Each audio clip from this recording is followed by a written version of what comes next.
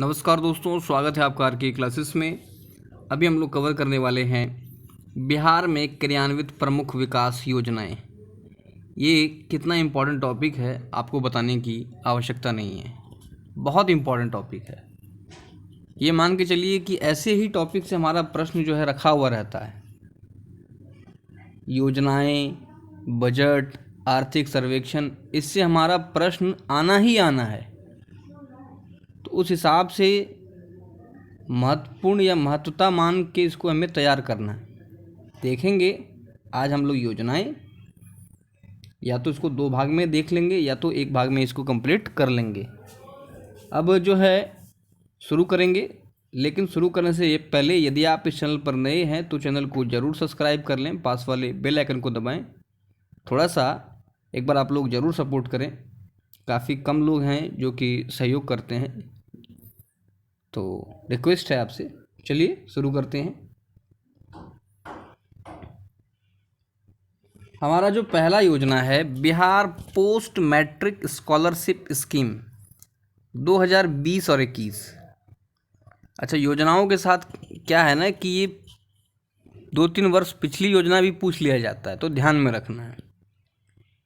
Bihar post matric scholarship scheme 2020-21 कहता है कि वैसे छात्र जिन्होंने इंटरमीडिएट में 80% और उससे अधिक अंक प्राप्त किए हों, जो राज्य सरकार या निजी संस्थानों में अपनी शिक्षा ग्रहण कर रहे हैं, साथ ही जो आर्थिक रूप से पिछड़े हैं और SC, ST, OBC श्रेणी में आते हैं, वे इस छात्रवृत्ति योजना का लाभ लेने के पात्र हैं।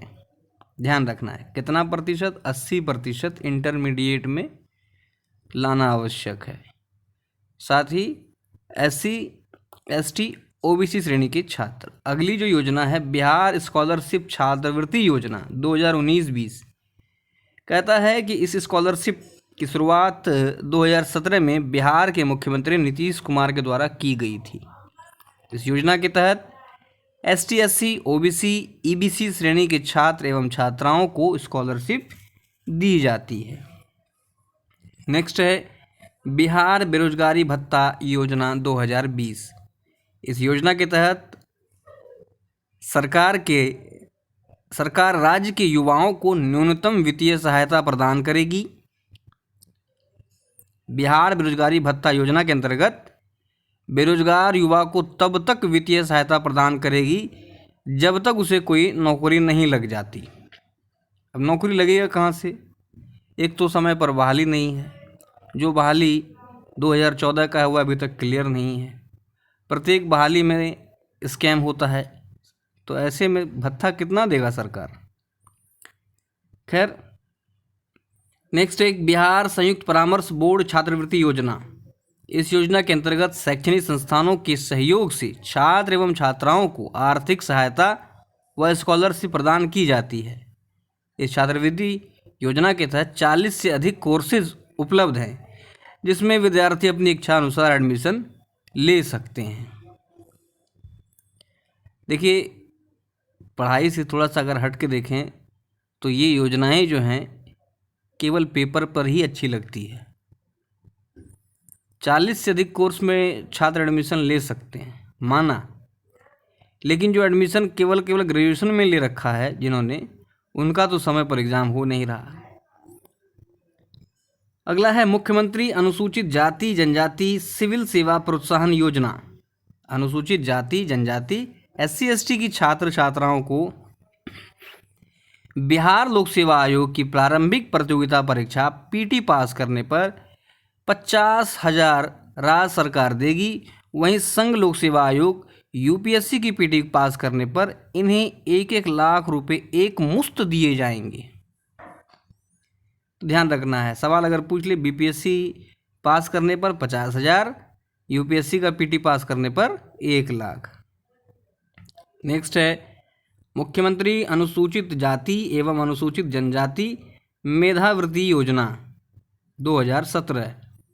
बिहार विद्यालय परीक्षा समिति से 10वीं परीक्षा में प्रथम श्रेणी में उत्तीर्ण अनुसूचित जाति और अनुसूचित जनजाति के छात्र छात्राओं को 10,000 की दर से वृत्तिका के रूप में दी जाएगी, जिससे कि वे अपने आगे की पढ़ाई के क्रम में विद्यालय, महाविद्यालय, संस्थाओं आदि की फीस, आवासीय किताब खर्च, कॉपी इत्यादि होने वाले खर्चों का वहन कर सके। नेक्स्ट है मुख्यमंत्री अत्यंत पिछड़ा वर्ग छात्रवृत्ति योजना। इस योजना के तहत राज्य के मेधावी छात्रों को छात्रवृत्ति प्रदान की जाएगी। कल्याण विभाग ने इस योजना को पिछड़ा वर्ग एवं अति पिछड़ा वर्ग के लिए शुरू किया है। ये सब योजना देखिए हम बिना बोले रह नहीं पा रहे हैं, क्योंकि काफ़ी दुख होता है जितना इन योजनाओं के पीछे सरकार पैसा लगा रही है। ये इन योजनाओं को हम गलत नहीं कह रहे हैं, लेकिन अगर इसकी जगह पर बिहार में अच्छे शिक्षकों की बहाली हो, एक लेवल का एग्ज़ाम लेकर के बहाली हो, इस शिक्षा मित्र जो कर दिया गया है इसकी जगह पर जैसे पुराने शिक्षक होते थे उनकी बहाली हो, कमीशन के थ्रू बहाली हो, तो जब ऐसे शिक्षक पहुंचेंगे तो विद्यार्थियों को वो सही मायने में ज्ञान दे पाएंगे। वरना आज आधे से ज़्यादा शिक्षक तो मुखियाओं के द्वारा नियुक्त हैं। उम्मीद है आप इस बात से सहमत होंगे। तो शिक्षा का लेवल एकदम जो है दिन प्रतिदिन नीचे हो गया है राज्य में, और तरह तरह की योजनाओं में लाखों करोड़ों का खर्च हो रहा है। छात्रवृत्ति मुफ्त वाईफाई योजना। बिहार सरकार ने इस योजना की शुरुआत स्कूली विद्यार्थियों के विकास के लिए की है। इस योजना के तहत ओबीसी ईबीसी के छात्र छात्राओं को 2000 सालाना एवं SC ST वर्ग के छात्र छात्राओं को 2700 सालाना छात्रवृत्ति प्रदान करेगी। ध्यान रखिएगा, वाईफाई योजना। डॉक्टर राजेंद्र मेधा छात्रवृत्ति योजना। बिहार सरकार ने मैट्रिक इंटरमीडिएट की परीक्षा टॉपर्स के लिए एक नई छात्रवृत्ति योजना तैयार की थी। इस छात्रवृत्ति का नाम है डॉक्टर राजेंद्र मेधा छात्रवृत्ति योजना। नेक्स्ट है मुख्यमंत्री प्रोत्साहन सह मेधावृत्ति योजना। इस योजना के तहत अनुसूचित जाति, अनुसूचित जनजाति, पिछड़ा वर्ग, अति पिछड़ा वर्ग के छात्र छात्राओं को प्रथम श्रेणी से मैट्रिक उत्तीर्ण होने पर 10,000 तथा द्वितीय श्रेणी से उत्तीर्ण होने पर 8,000 का भुगतान किया जाता है। इंटरमीडिएट की प्रथम श्रेणी से उत्तीर्ण होने वाले केवल अनुसूचित जाति की छात्राओं को 15,000 तथा द्वितीय क्लास से उत्तीर्ण होने वाली केवल अनुसूचित जाति की छात्राओं को 10,000 भुगतान किया जाता है। नेक्स्ट है स्टूडेंट क्रेडिट कार्ड योजना। ये इंपॉर्टेंट है। देखिए अभी तक जितनी योजनाएं पढ़ी हैं हम लोगों ने उनमें सभी इंपॉर्टेंट नहीं है, लेकिन ये इंपॉर्टेंट है। कहता है इस योजना के अंतर्गत स्टूडेंट क्रेडिट कार्ड के माध्यम से उन सभी विद्यार्थियों को जो BA BSc इंजीनियरिंग, मेडिकल, प्रबंधन और विधि व्यवस्था की उच्च शिक्षा प्राप्त करने के लिए जो है स्टूडेंट के क्रेडिट कार्ड दिया जाएगा। आगे देखते हैं। नेक्स्ट है बिहार शिक्षा ऋण योजना 2020।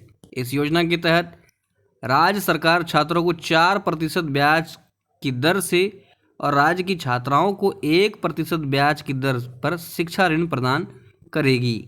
ध्यान रखना है बिहार शिक्षा ऋण योजना की दरें क्या है, तो 4% जो है ये छात्रों के लिए है, स्टूडेंट के लिए मतलब छात्र, और 1% छात्राओं के लिए है। नेक्स्ट है मुख्यमंत्री स्वयं सहायता भत्ता योजना। इस योजना में 20 से 25 वर्ष के 12वीं पास युवा शामिल होंगे। इस योजना के अंतर्गत युवाओं को 1,000 रुपये प्रति माह दिए जाएंगे। चलिए अगला जो पढ़ेंगे देखेंगे वो है वृद्ध, कमजोर एवं दिव्यजनों हेतु योजनाएं। बात करें, इम्पॉर्टेंट है, ध्यान रखिएगा। दीदी की रसोई योजना 2021। मुख्यमंत्री नीतीश कुमार ने 21 फरवरी 2021 को दीदी की रसोई योजना का शुभारंभ किया। इसके तहत जिला, सदर अस्पताल व अनुमंडलीय अस्पतालों में दीदी की रसोई शुरू होगी, जिससे लोगों को 150 रुपया में नाश्ता एवं भोजन की सुविधा ससमय उपलब्ध होगी। नेक्स्ट मुख्यमंत्री वृद्धजन पेंशन योजना काफ़ी इंपॉर्टेंट है, कई दफ़ा ये एग्ज़ाम में पूछा जा चुका है। इस योजना के तहत 60 साल या उससे अधिक उम्र के लोगों को सरकार पेंशन देती है। सरकार की इस योजना का फ़ायदा उन लोगों को नहीं मिल पाएगा जो सरकारी नौकरियों से रिटायर हुए हैं। वैसे लोग जिनकी आर्थिक स्थिति अच्छी नहीं है और उम्र के इस पड़ाव में वह काम करने में सक्षम नहीं है, उनको आर्थिक मदद करने के इरादे से यह योजना शुरू किया गया है, मुख्यमंत्री वृद्धजन पेंशन योजना। अब तक किसी पेंशन योजना से वंचित राज्य के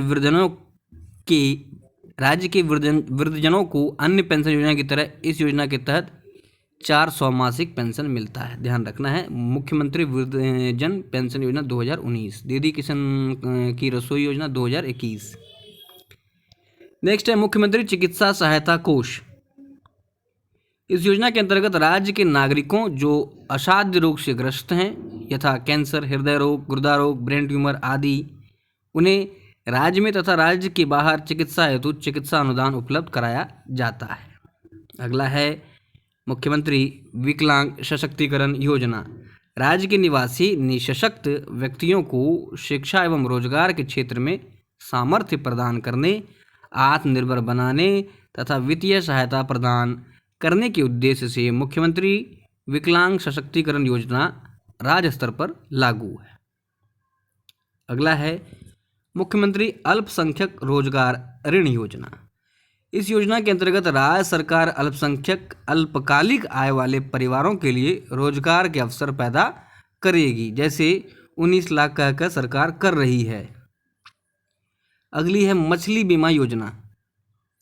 योजना के अंतर्गत बीमा भुगतान मछली को बीमारी द्वारा, किसी प्राकृतिक आपदा द्वारा, बिजली के कड़कने आदि की वजह से मछली की मौत होने पर मछली पालक को मुआवजा दिया जाता है।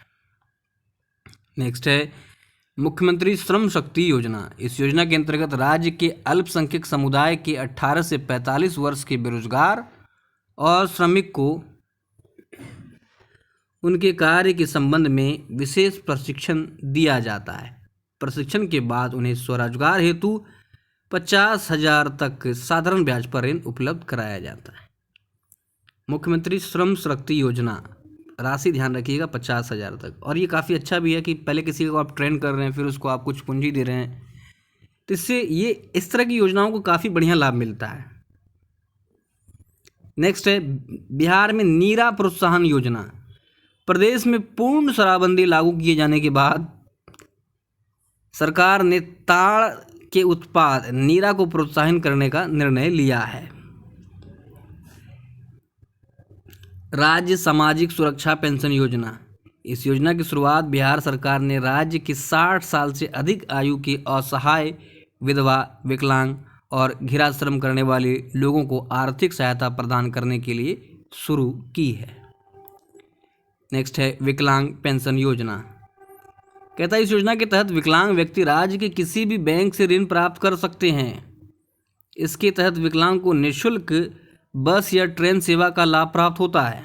इस योजना के अंतर्गत विकलांग व्यक्तियों को शिक्षा और रोजगार प्राप्त होता है। इसके तहत राज्य के सभी विकलांग व्यक्तियों को सरकार की तरफ से प्रति माह दैनिक खर्च के लिए 300 की वित्तीय सहायता प्रदान की जाती है। अगला है बिहार में परिवार नियोजन कराने पर एम्बुलेंस सेवा निःशुल्क। राज्य में परिवार नियोजन कराने वाली महिलाओं और पुरुषों को निःशुल्क एम्बुलेंस सेवा उपलब्ध कराई जाती है। विभाग के तहत संचालित राज्य स्वास्थ्य समिति ने इस संबंध में प्रस्ताव तैयार किया है। इसके अनुसार परिवार नियोजन के तहत महिला द्वारा बांधीकरण और पुरुष द्वारा नसबंदी कराने पर एम्बुलेंस सेवा निःशुल्क दी जाती है। नेक्स्ट है मुख्यमंत्री ग्रामीण आवास योजना। ये इंपॉर्टेंट है, ध्यान रखना है। अपने पुराने घरों के पुनर्निर्माण के लिए 1996 से पहले इंदिरा आवास योजना या अन्य आवास योजना के तहत घरों को प्राप्त करने वाले परिवारों या अपनी भूमि पर नए घर का निर्माण करने के लिए 1,20,000 की सहायता प्रदान करने के लिए SC, ST, OBC परिवारों के गरीब लोगों के लिए यह योजना शुरू की गई है। नेक्स्ट है मुख्यमंत्री वास स्थल क्रय सहायता योजना। इस योजना के तहत सरकार लोगों को उनके घरों को तैयार करने के लिए, भूमि खरीदने के लिए 60,000 की वित्तीय सहायता प्रदान करेगी। काफ़ी लंबा वीडियो नहीं हो जाए इसलिए इसको एक ही भाग में रखते हैं।